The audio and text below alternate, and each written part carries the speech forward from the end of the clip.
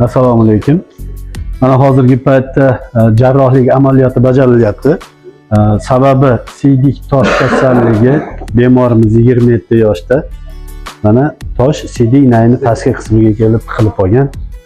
Bemorda yurak sanchig'i, og'riqlar, shu holatlar bo'yicha murojaat qilgan va shu kunini o'zidayoq barcha tekshiruvlarda amalga oshirilgan holatlarda hozir mana hech qanday tig'siz, qonsiz endoskopik operatsiya yordamida demak mana shu toshni bartaraf qilish amaliyoti bajarilmoqda. Amaliyotni hech qachon vaqtga belgilab aytish qiyin.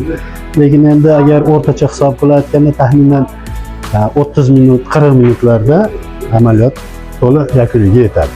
Demak, bu amaliyotdan keyin bizda bemorlar bir kun nazorat ostida bo'ladi, ertasi kunga yana uyga qaytishi va o'zining ish faoliyatiga qaytishi mumkin.